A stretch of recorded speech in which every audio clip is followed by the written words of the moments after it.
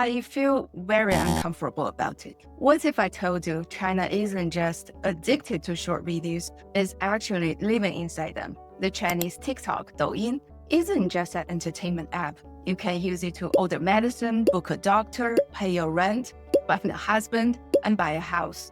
I'm not exaggerating a single one of those. 700 million. That is how many people open Douyin, China version TikTok, every single day. That is more than double the entire population of the United States.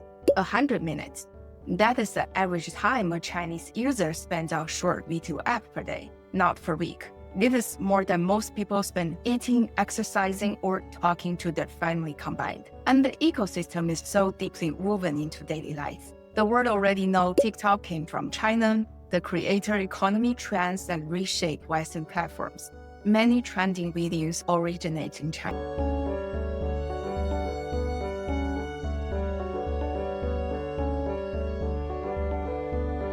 So today, we're going to look at why short video becomes so dominant in China. We will not talk about algorithm or psychology today, but in other angles.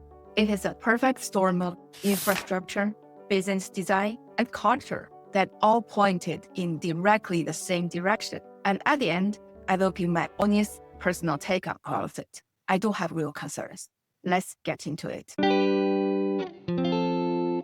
Why did short videos absolutely explode in China, faster than anywhere else on the earth? Most people will tell you, oh, it's just algorithms. That's not it. It started way earlier, before apps, before platforms. Here's something that doesn't get enough attention. China is a mobile-first nation, not by accident, but by historical circumstances. In America and European countries, the internet arrived on desktops first. You probably remember PCs, dial-up connections, MSN messengers. There was a long formative period where the internet was something you sat down at a desk to use. China largely skipped that era.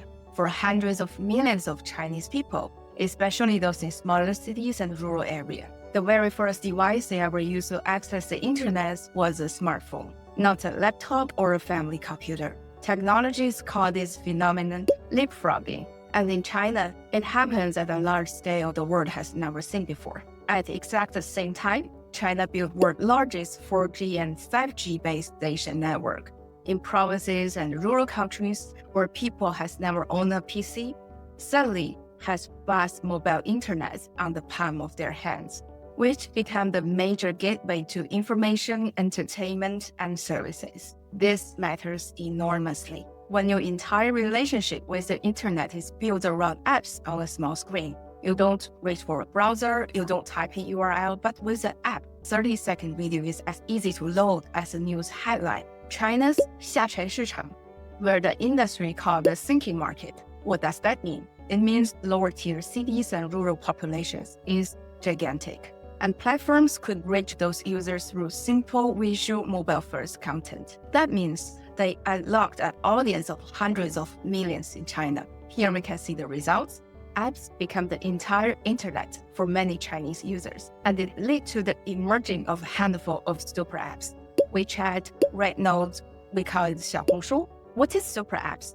Basically saying, inside these apps, everything, content, shopping, payment, lives in one place. People can entertain, shopping, pay electricity bill, order medicine, book a doctor, even find a husband or wife.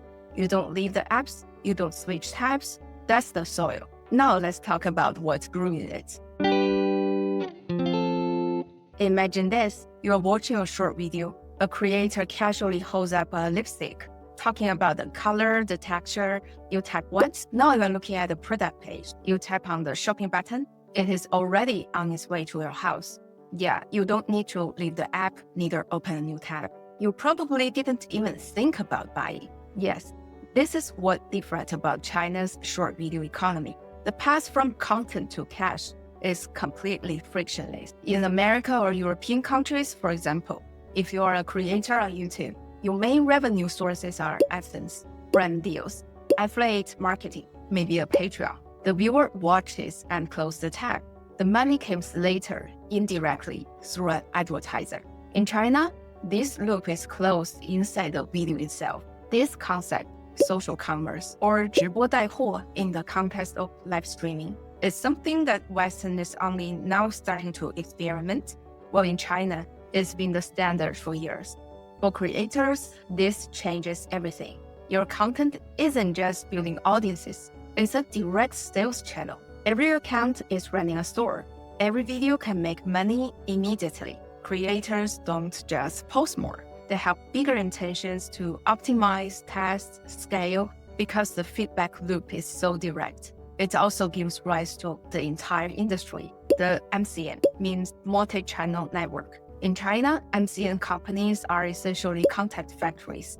They recruit creators, train them, equip them with scripts, set up their lighting, their filming, their editing, and distribute their content at industrial scale. Some of these companies manage hundreds of creators simultaneously, producing content like a manufacturing assembly line. Let's see an example. There is a company in China called Ruhan. They don't just manage influencers, they build them from scratch. They recruit 素人, means non-celebrity, or nano-influencers with potential, design their persona, train them on camera, and turn them into full-on brand. One successful creator can generate hundreds of millions of sales annually. That works more than a business unit than real people. It sounds cold, I know, but it is. It works.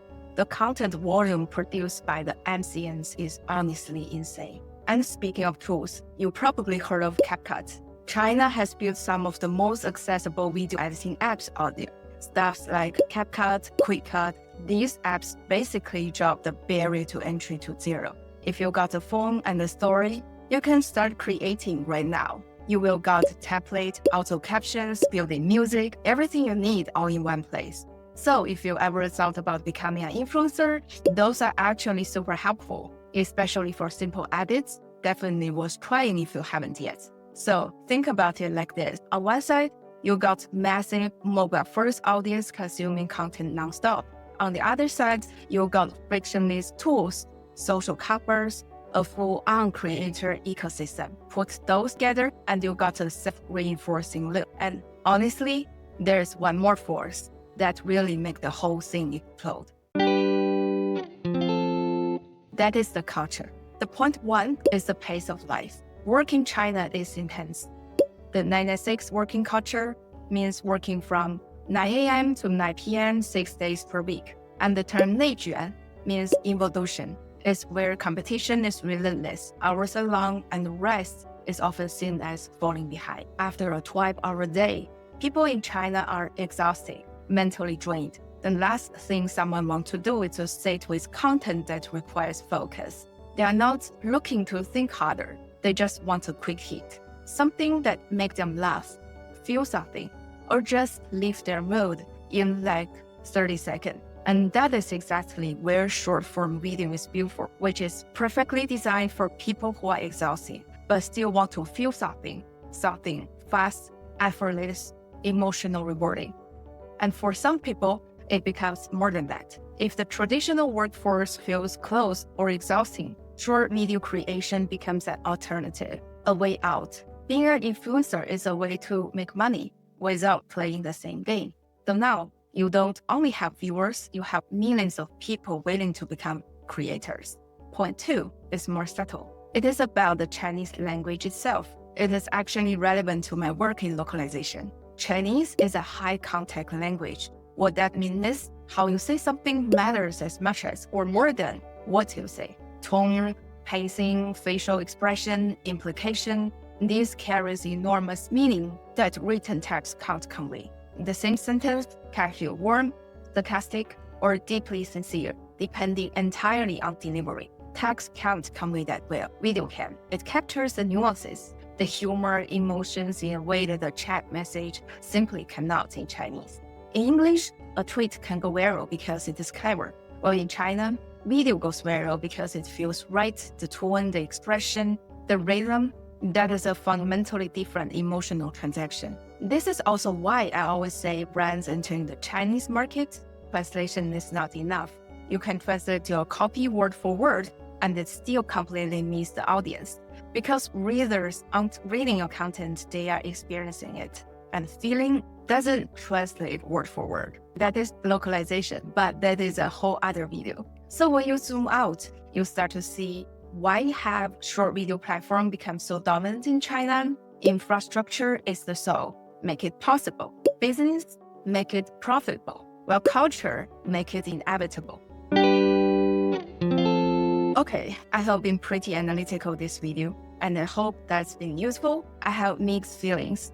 There is real stuff to appreciate. These platforms do have people in places that have nothing. For example, rural areas, places with no opportunity, no economic ladder, have the people there find a way to build something. For example, we have a term called 电商入门, that is a farmer in rural area, for example, rural Yunnan, can now grow a following and sell directly from farm to customers across the country. That is actually remarkable. And it is not just about entertainment, it's also about access.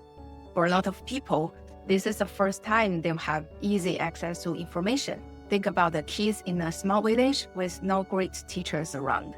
Now, they can watch top educators on their phone easily. Or an entrepreneur with no network, no connections, they can learn how to start and run a business just by watching someone online. Information and channels that used to depend on who you knew or where you live is just there now for anyone and for free. That is a good thing. But here is what I keep coming back to.